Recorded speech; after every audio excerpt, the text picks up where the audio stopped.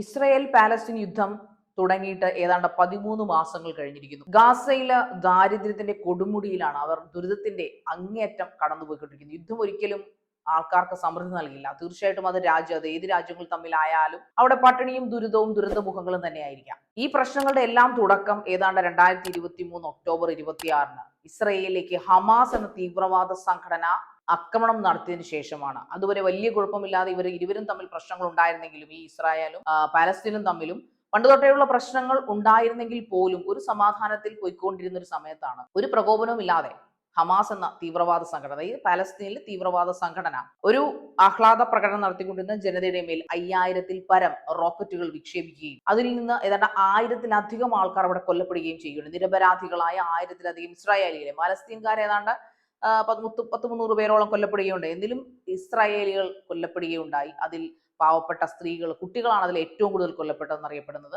അതോടൊപ്പം തന്നെ അവിടെ ഏതാണ്ട് 200-ലധികം വരുന്ന ഇസ്രായേൽ ജനതയെ അവർ ബന്ദികളാക്കുകയും ചെയ്തു.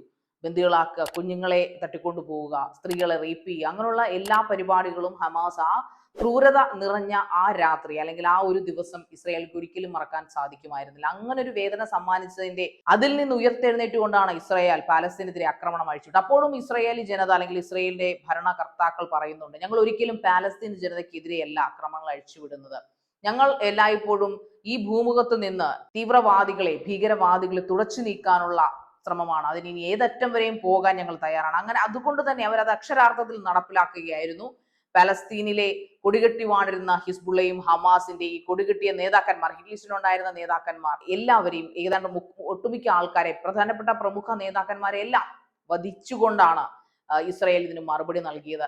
പക്ഷേ ഗാസ അല്ലെങ്കിൽ വെസ്റ്റ് ബാങ്ക് എന്നുള്ള സ്ഥലങ്ങളിലെല്ലാം തന്നെ ഇപ്പോൾ നാമാവശേഷമായിരിക്കുകയാണ് ഇസ്രായേലിന്റെ ആക്രമണത്തിൽ തന്നെ. പക്ഷേ അവിടെയുള്ള ജനങ്ങളും കുട്ടികളും ദുരിതം അനുഭവിക്കുന്നു എന്ന് പറഞ്ഞ് വിലപിക്കുകയാണ് ഇന്നിപ്പോൾ ലോകം. ആ ലോകത്തിന്റെ വിലപത്തേക്കാൾ കൂടുതൽ നമ്മുടെ നാട്ടിലെ, കൊച്ചു കേരളത്തിലെ കുറെ ഹമാസിയൻ ആരാധകരുണ്ട്. ആ ആരാധകർക്കാണ് വിലാപം ഭയങ്കര കൂടുതൽ. കഴിഞ്ഞ ദിവസം നമ്മുടെ നാട്ടിൽ തന്നെ ഉണ്ടായി. ഇസ്രായേൽ ടൂറിസ്റ്റുകൾ എന്ന് അറിഞ്ഞ ഉടനെ തന്നെ നമ്മുടെ നാട്ടിലെ കടയിൽ നിന്നുകൊണ്ട്, കാശ്മീരി പൗരന്മാർ നടത്തുന്ന കടയായിരുന്നു, ആ കടയിൽ നിന്ന് അവരെ ഇറക്കി വിട്ടു. ഇസ്രായേലികളെ ഇറക്കി വിട്ടു. അത് വലിയ വിഷയമാവുകയും വിവാദമാവുകയും പിന്നീട് വ്യാപാര വ്യവസായികൾ ആ കട ഉടമകളെ അവിടെ നിന്ന് ഇറക്കി വിടുകയും ചെയ്യുകയാണ് ഉണ്ടായത്. ആ കട അടച്ചു പൂട്ടി അവരെ ആ വ്യാപാര വ്യവസായ ശൃംഖലയിൽ നിന്ന് അവർ തന്നെ ഒഴിവാക്കുകയും ചെയ്തു. എന്നിരുന്നാൽ പോലും അത് അവരെ അനുകൂലിക്കുന്ന ആൾക്കാർ, അതായത് ഈ പറയുന്ന ഇസ്രായേൽ ജനതയെ അല്ലെങ്കിൽ ആ ഇസ്രായേലിൽ നിന്ന് വന്ന 2 വ്യക്തികളെ, പൗരന്മാരെ ഇറക്കി വിട്ട് നന്നായി എന്ന് അനുകൂലിച്ച് ഒരുപാട് ആൾക്കാർ രംഗത്ത് വരികയുണ്ടായി. ഹമാസ് ചെയ്യുന്ന പ്രവർത്തനങ്ങളെ അല്ലെങ്കിൽ ഹിസ്ബുള്ള ചെയ്യുന്ന പ്രവർത്തനങ്ങളെ ഇന്നും അനുകൂലിക്കുന്ന ആൾക്കാരുണ്ട്. അപ്പോഴും ഇസ്രായേലികൾ എന്നല്ല, ലോകത്തിന് മുഴുവനും അറിയാം, തീവ്രവാദം ഒരിക്കലും ഒന്നിനും പരിഹാരമല്ല. ഹമാസ് എന്ന് പറഞ്ഞൊരു കൊടൂര തീവ്രവാദ സംഘടനയാണ്. അവിടെ അതിതീവ്രമായ മതത്തെ ഏറ്റവും മോശമായി ചിത്രീകരിക്കുന്ന അല്ലെങ്കിൽ മതത്തെ ഏറ്റവും മോശമായി ആരാധിക്കുന്ന ഒരു വിഭാഗം ആൾക്കാരാണ് ഹമാസുകൾ എന്ന് അല്ലെങ്കിൽ ഹിസ്ബുള്ള എന്ന് പറയുന്നത്. അതുകൊണ്ട് തന്നെ അവർക്ക് സ്ത്രീകളോടും കുട്ടികളോടും ഒരു തരത്തിലുള്ള സ്നേഹമോ അല്ലെങ്കിൽ ഒരു തരത്തിലുള്ള മനസാക്ഷിയില്ലാത്ത ആൾക്കാരാണ്. അവർ പിടിച്ചുകൊണ്ട് പോകുന്ന ആൾക്കാരെ അതിക്രൂരമായി പീഡിപ്പിക്കുകയും ചെയ്യുന്ന ആൾക്കാരാണ്. ആ ആൾക്കാരെയാണ് നമ്മുടെ നാട്ടിലെ ജനത, ഹമാസിയൻ ആരാധകർ ഒരുപാട് പൊക്കിക്കൊണ്ടിരിക്കുന്നത്. ഗാസയിലെ ഇപ്പോഴത്തെ ഒരു അവസ്ഥ എന്ന് പറഞ്ഞാൽ ബ്രെഡിന് ഏതാണ്ട് നമ്മുടെ ഇന്ത്യൻ വില അനുസരിച്ച് 1000-ന് മേളിൽ രൂപയാണ് വരുന്നത്.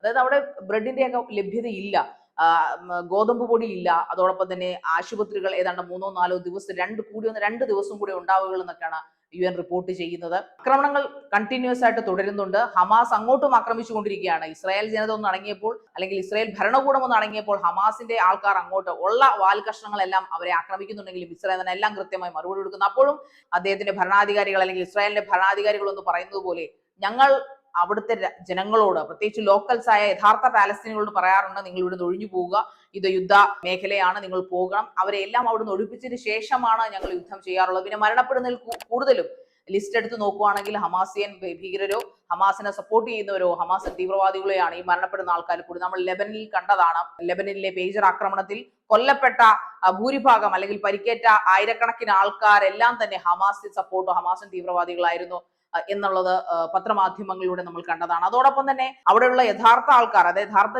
ജനത അവിടെ പേടിച്ചു വിറച്ചാണ് കഴിയുന്നത്. അതുകൊണ്ടാണ് ഇന്നും ഇസ്രായേൽ ആരോപിക്കുന്നത് ഈ താവളങ്ങളിലെല്ലാം ഈ പറയപ്പെടുന്ന ഗാസയിലും വെസ്റ്റ് ബാങ്കിലും ഗാസ മുനമ്പിലും എല്ലാം ഇരിക്കുന്നത് യഥാർത്ഥത്തിലുള്ള ഹമാസ് തീവ്രവാദികളാണ്, അല്ലാതെ ഒരിക്കലും പാലസ്തീൻ ജനതയല്ല. പക്ഷെ എന്തു തന്നെയായാലും പാലസ്തീൻ എന്ന സ്ഥലമാണ് തീവ്രവാദികൾ തെരഞ്ഞെടുത്തിരിക്കുന്നതുകൊണ്ട് തന്നെ ആ ജനത അതിന്റെ കെടുതികൾ അനുഭവിക്കുന്നു എന്ന് തന്നെ വേണം കരുതാൻ. യുദ്ധം ഒരിക്കലും ഒരു കാലത്തും ഒന്നിനും ശാശ്വത പരിഹാരമല്ല. പക്ഷേ പിന്നീട് പറയാനുള്ള, ഇത്രയും ഹമാസ് സ്നേഹമുള്ള ആൾക്കാർ കയ്യിൽ ഒരുപാട് പൈസയുണ്ടെങ്കിൽ തീർച്ചയായിട്ടും ഗാസയിലേക്ക് അയച്ചു കൊടുക്കുക. അവിടെയുള്ള ആൾക്കാർക്ക് റൊട്ടിയും ഭക്ഷണങ്ങളും എല്ലാം മേടിക്കാനുള്ള സഹായങ്ങൾ UN ഓപ്പൺ ചെയ്യുന്നുണ്ട്, അവിടേക്ക് കൊടുക്കുക എന്നുള്ളതാണ് പറയാനുള്ളത്. എന്തായാലും നന്മ വിരിയുന്ന ഒരു പുലരിക്ക് വേണ്ടി എന്തായാലും പാലസ്തീനും ഇസ്രായേലും എല്ലാം കാത്തിരിക്കുന്നു. അതുകൊണ്ട് ഇനിയും യുദ്ധങ്ങൾ എത്രയും പെട്ടെന്ന് അവസാനിക്കട്ടെ എന്ന് നമുക്ക് ആശ്വസിക്കാം. നന്ദി.